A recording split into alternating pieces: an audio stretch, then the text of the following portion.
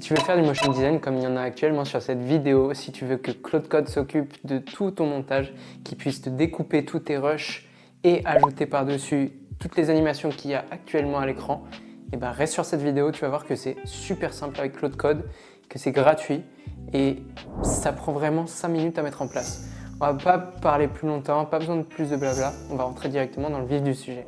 Bon allez, c'est parti, on va mettre ça en place, vous allez voir, il n'y a rien de plus simple. Donc vous allez vous rendre sur soit l'application Claude, donc l'application bureau, soit sur le site claude.ai et vous vous rendez ensuite dans la section code, donc Claude Code, qui est disponible avec n'importe quel plan payant. Puis vous allez donc donner ces deux liens qui seront disponibles dans la description. Ces deux liens sont en fait des repositories GitHub, c'est-à-dire du code qui a été généré par des développeurs. Donc un outil qui s'appelle Hyperframes et un outil qui s'appelle VideoUse. Et Hyperframes est plutôt là pour améliorer toutes les animations de motion design et VideoUse, ça va plutôt être pour faire du cut, pour recouper tous vos plans, tous vos clips ensemble. Et donc vous créez une nouvelle session. Moi, on va partir de celle qui a déjà été commencée parce que en effet, j'ai pris de l'avance pour cette vidéo, sinon ça va couper un petit peu trop le rythme. Et vous allez tout simplement donc lui donner les deux liens qui sont dans la description et lui expliquer un petit peu ce que vous voulez faire. Donc ce projet va être mon studio d'édition de vidéos, récupère tous les skills. Donc les skills, ça va être toutes les compétences qu'il y a dans les repositories. Le but est que je puisse te donner des clips. Donc en effet, vous allez lui donner des clips, vous allez comprendre juste après des points MP4. Il faudra faire attention à ne pas donner de points move et ajouter du motion design par-dessus. Vous lui donnez ce prompt, il va commencer à tout mettre en place. Si vous ne le saviez pas, pour Claude Code, il faudra que vous génériez un nouveau dossier à la base. Donc, moi, je vous conseille de le faire sur votre bureau et que vous lui donniez un nom. Donc, ça peut être, par exemple, studio vidéo. Deux choses très importantes, on va voir dans cette vidéo. Ne mettez jamais d'espace entre les deux. D'accord? Si vous voulez, à la limite, vous mettez un tiret, mais sinon, ça ne va pas marcher. Les vidéos ne seront pas reconnues, votre dossier ne sera pas reconnu par Hyperframes. Donc il faut absolument que tout soit attaché. Et je pense aussi, je suis à peu près sûr qu'il ne faut pas mettre d'accent. Et donc vous allez prendre ce dossier et vous allez dire ensuite à Claude Code de se mettre dans ce dossier. Il me semble que c'est quelque part en dessous quand vous commencez une nouvelle session. Voilà, c'est juste là. Vous lui faites ouvrir un dossier et vous sélectionnez le dossier que vous venez de créer. Ensuite, donc, il va faire ce qu'il a à faire. Voilà, il met tout en place. Moi, c'est ce qu'il a fait. Ça a pris à peu près 4-5 minutes. Et ensuite, c'était mis en place.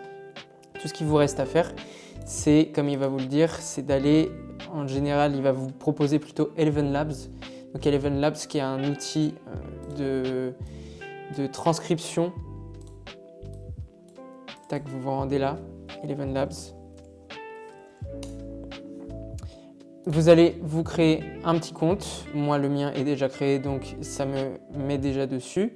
Et ensuite, vous vous rendez dans développeur, juste ici. Vous allez dans clé API. Et là, vous allez faire créer une clé. Donc, vous lui donnez un nom, clé de, peu importe.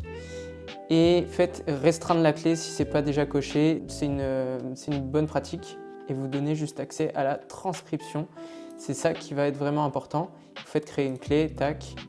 Et ensuite, vous prenez la clé qui est juste ici. Moi, je vais la supprimer directement parce que j'en ai pas besoin. Mais en gros, vous allez prendre du coup le code qui a été créé ici.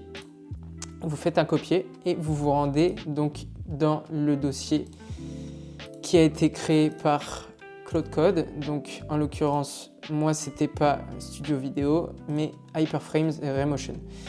Ce que je vous conseille vraiment de faire, qui sera beaucoup plus simple pour vous, ça va être d'installer Visual Studio Code. Si vous ne connaissez pas, c'est un éditeur de code, c'est sûrement le plus connu du marché. Vous avez juste à le télécharger, vraiment, ça prend 30 secondes. Voilà, vous tapez Visual Studio Code, je vous mettrai le lien dans la description, download, et ensuite vous vous rendez dedans. Normalement, ce sera quelque chose comme ça. Vous allez juste aller tout en haut, dans File et faites Open Folder ou ouvrir un dossier si c'est en français. Vous vous rendez dans Bureau, ou là où vous avez créé votre dossier, peu importe. Vous vous rendez sur votre dossier, en l'occurrence moi c'était Hyperframes-Raymotion. Vous faites ouvrir. Et ensuite, vous allez devoir cliquer ici pour faire New File. C'est pour créer un fichier.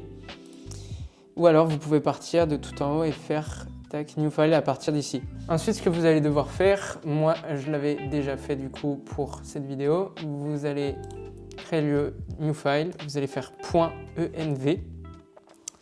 En l'occurrence, le mien avait déjà été créé, donc je ne peux pas le créer là, mais vous allez juste créer un .env et ensuite vous allez le générer. Vous aurez un nouveau fichier et dedans, vous allez taper elevenlabs-api-key ou un nom qui ressemble. C'est du coup là que vous allez devoir mettre votre clé API. Donc vous faites ensuite un égal, ça c'est important, vous faites juste égal et ensuite vous faites un coller.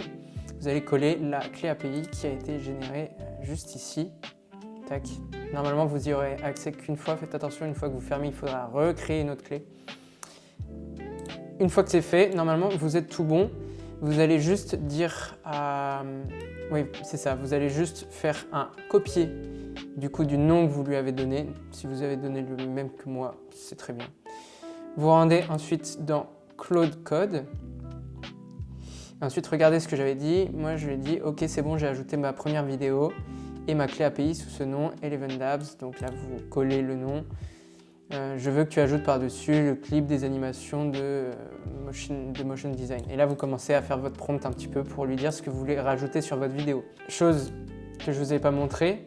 Donc, comme je l'ai dit dans mon prompt, c'est bon, j'ai ajouté ma première vidéo intro Hyperframes.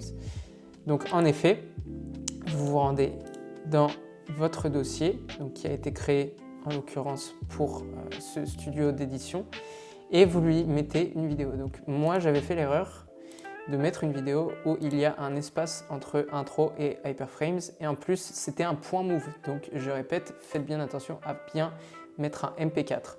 Donc vous allez lui donner votre vidéo, qu'elle soit cut ou pas encore cut. Il pourra faire les cuts lui-même, mais moi je vous conseille quand même de faire les cuts en amont, ce sera plus propre. Et donc vous lui donnez cette vidéo, vous allez la rajouter à la racine du projet. Moi je l'ai mise juste là, au même niveau que frames, renders, etc. Vous retenez bien le nom, à la limite vous faites un copier-coller du nom, là, tac, et vous lui donnez ici, vous lui dites ok, j'ai rajouté ça, qui s'appelle intro hyperframes, etc.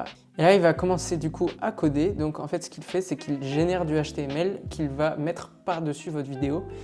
Et la clé API Eleven Labs qu'on a générée juste avant sert en fait à récupérer ce qu'on appelle les timestamps. Donc c'est-à-dire, je vais prononcer par exemple le mot OpenAI à 5 secondes de la vidéo. Et ben, il sera récupéré grâce à cette clé API, le fait que je dise à 5 secondes OpenAI. Et donc, il va essayer de créer du HTML où il y a écrit par exemple OpenAI à cette frame-là, à 5 secondes. Donc, pour que ça soit calibré par rapport à moi, ce que je dis dans la vidéo. Ensuite, vous pourrez totalement faire tous les prompts que vous voulez. Donc, pour améliorer petit à petit toutes les animations qu'il va vous faire. Là, vous voyez que moi, il m'a fait un petit plan, il m'avait fait voilà, en style Liquid Glass Panels, il m'avait fait une sortie gracieuse. Bref, il m'a fait quelques petites animations, il a créé des orbes lumineux, la palette de couleurs, etc. Bref, il avait un petit peu tout fait. Alors moi, il avait un peu galéré parce que justement, je ne lui ai pas fait un point MP4. Donc j'ai dû refaire quelques prompts, mais normalement, dès le premier prompt, c'est tout bon. Si vous avez bien suivi ce que je vous ai expliqué jusque-là, il n'y aura pas de problème. Et ensuite, voilà, moi je lui ai dit, ok, ajoute cette règle. Vous pouvez donc lui dire d'ajouter des instructions pour les prochaines fois pour que ça soit plus simple. Vous pouvez lui donner tout un style, vous pouvez lui donner carrément des images. Donc si vous retournez ici, vous pouvez juste mettre une image là et puis vous lui donnez le nom. Vous lui dites, ok, va voir l'image numéro 1 ou va voir l'image qui s'appelle logo machin. Il va vous le faire et il va l'ajouter à votre vidéo. Vous lui dites, ok, ajoute-la à tel moment de la vidéo. Bref, là c'est juste du prompt. Moi je vous ai montré tout ce qu'il y avait à savoir pour pouvoir le mettre en place. Maintenant vous n'avez plus qu'à le faire et vous avez déjà vu le rendu final de la vidéo dans cette intro.